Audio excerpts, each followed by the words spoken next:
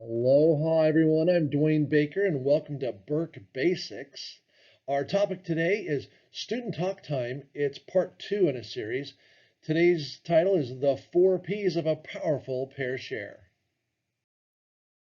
Now, Burke Basics, this is a quick reminder, are the short one topic presentations designed to support your work in developing the four habits of powerful teaching and learning by providing discussion topics and prompts for your professional learning community. We like to call it PTL for your PLC. And each time we would just encourage you to take notes along the way. And at the end of the presentation, which is usually between 10 and 15 minutes, you would just react to two questions. What are some key takeaways from the presentation? And also share ideas with your colleagues from your own classroom. We're really hoping that you'll be able to share your own expertise. The presentation today comes from our work on student learning communities in the area of student talk. So let's get started.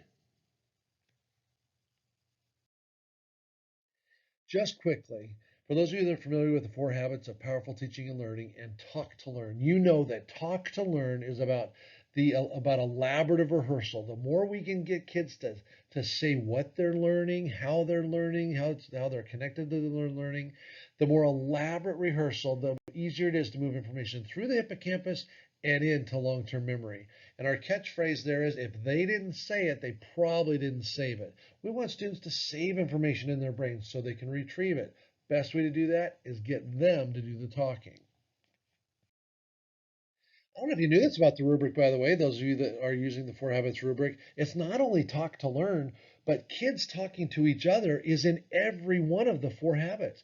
It's the middle bullet, the middle indicator for ready to learn. They get social support by interacting with their peers.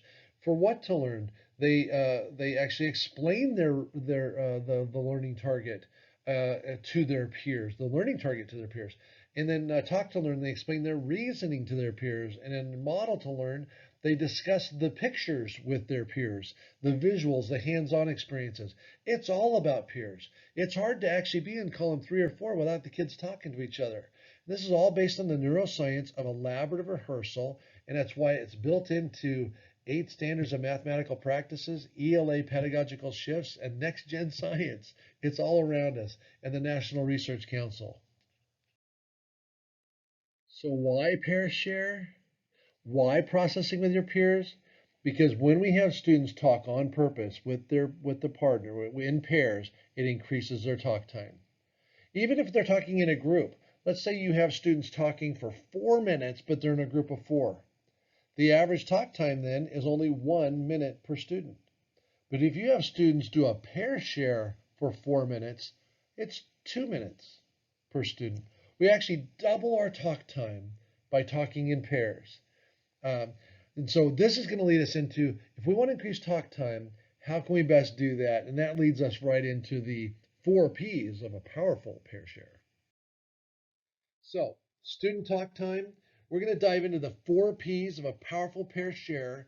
And this comes from a quote, a teacher in Hawaii. Why is it the only time I can get my students to be quiet is when I ask them to turn and talk? We see this all the time. So we did a study. It was commissioned in the state of Hawaii, and we looked at this. Why do kids talk sometimes and sometimes they don't? Got a couple more slides. There's four P's, powerful pair share. The four P's of the powerful pair share: purpose, partners, prompt, and process. Maybe you're going to learn something new here. I know you're doing a lot of these things. Maybe there's just a little nuance. Take some notes along the way and be ready to talk with your colleagues about it. All right, the purpose. In our study in Hawaii, this was really fascinating for us to see why did turn and talk pair share work sometimes and sometimes not. Well, one of the first things we found was begin the pair share on purpose. Now, there's going to be three kinds of purpose here. Begin the pair share on purpose. Number one, let's stop the work to talk about the work. Let's actually stop what we're doing here right now and let's talk to each other on purpose. I was in classrooms where the teacher even warned the kids, hey, in 10 minutes, in 5 minutes, in 1 minute, we're going to turn and talk, we're going to pair share. And then when she announced it, the kids still didn't do it. Why didn't they do it? Because they were so busy doing their work. In classrooms where the teacher just rolled into a pair share, it didn't work as well as in classrooms the teacher said, okay, everybody, hold on. You're doing an amazing job. Let's stop. Pencils down. We're going to talk to our partners. We're going to put the work on hold and we're going to talk about the work for a minute. A purposeful pair share. The next one, connected to purpose, is connect the discussion to the learning target, the purpose of your lesson. In classrooms where the teachers just had a prompt and it was kind of hard to tell where that was connected to the lesson, the students seemed to struggle with a pair share and it became quiet, and a lot of times they would come back right away. In classrooms where the teacher would say, now remember everybody, remember what our learning target is, and they would even point out to the learning target. In classrooms where they referred to the learning target and pointed to it and then said, and that's why we're going to talk about it right now, the kids, the pair shares definitely were stronger. And the last one is be ready to share what your partner had to say. Let's have you turn and talk with a purpose. Let's give them a purpose for talking and listening. So we give the turn and talk a purpose.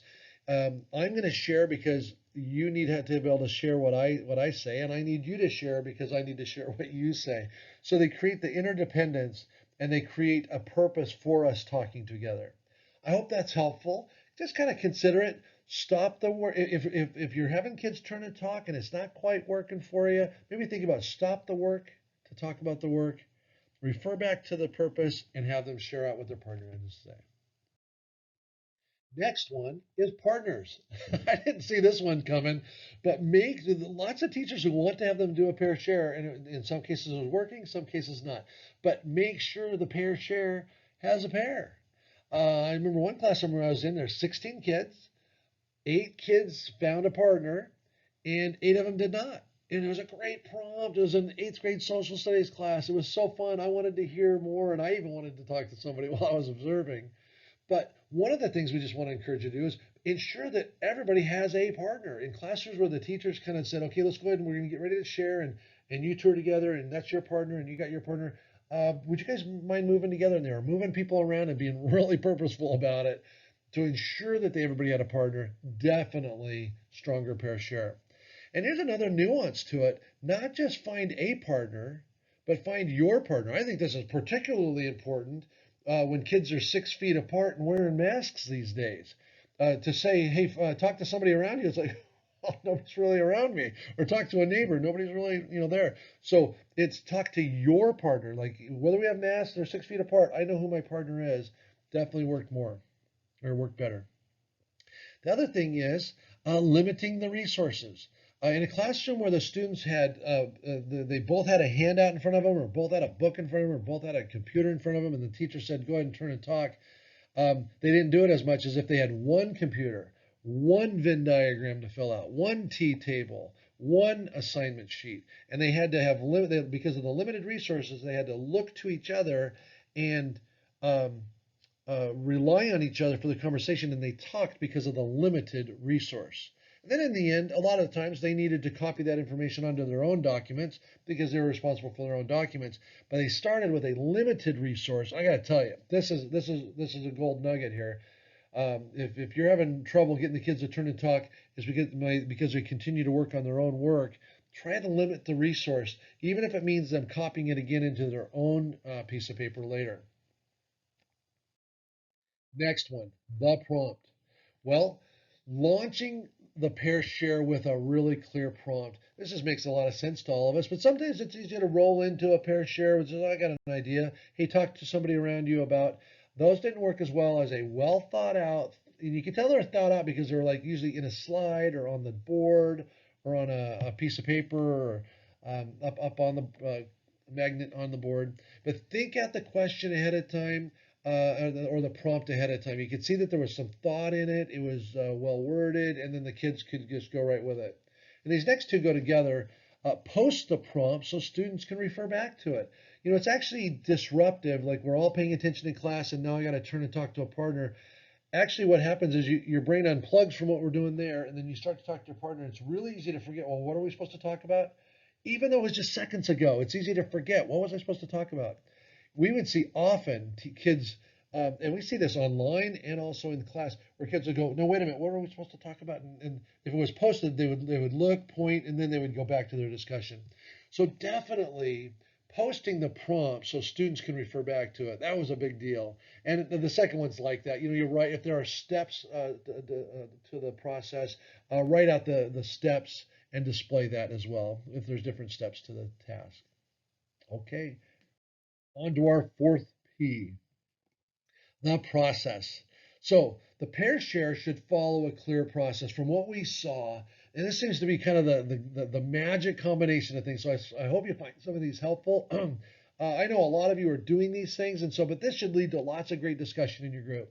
Number one, don't just say turn and talk to your partner. In classrooms where the teacher said you have 2 minutes, you have 1 minute, you have 4 minutes, a specific amount of time, we saw a couple things happen. One, it seemed more purposeful and on purpose that I'm supposed to talk.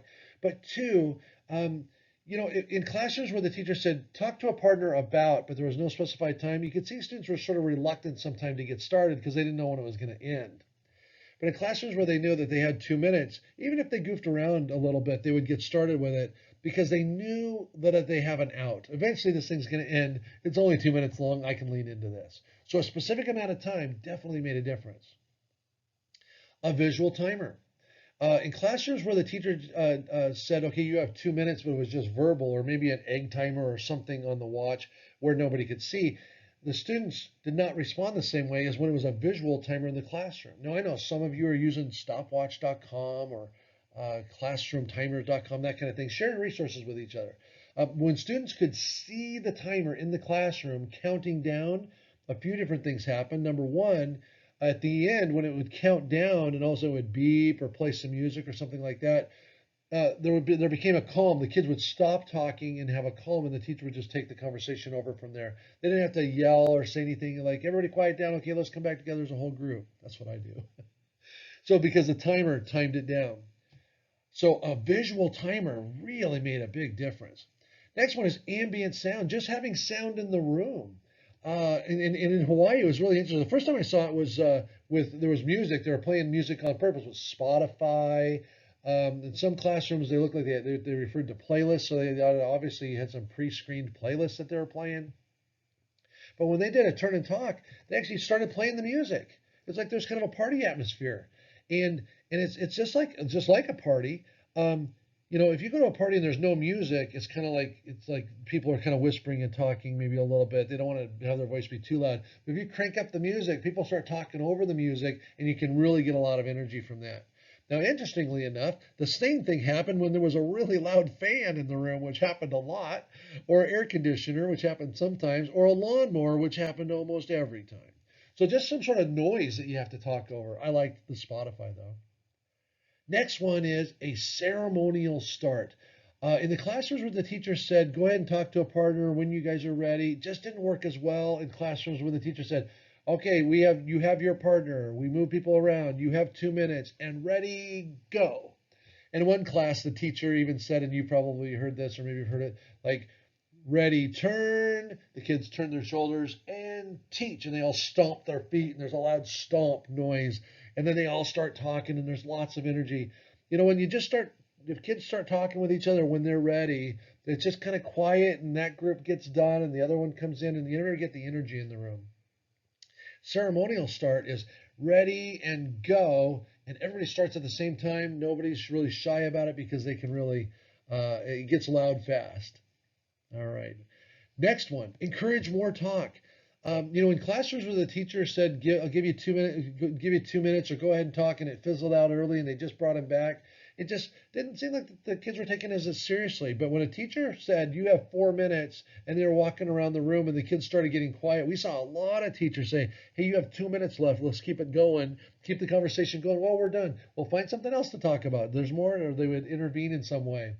In one class, the teacher had a little kind of teasing thing that he did with the kids. He said, now remember, if I come around, if I don't hear you talking, and the kids all yelled, detention. This is a middle school teacher, by the way. When was the last time you heard a middle school teacher say, if I don't hear you talking, it's detention? And that was just for fun. But the idea was he kept them talking throughout the whole lesson. So encourage more talk until we're done with the timer.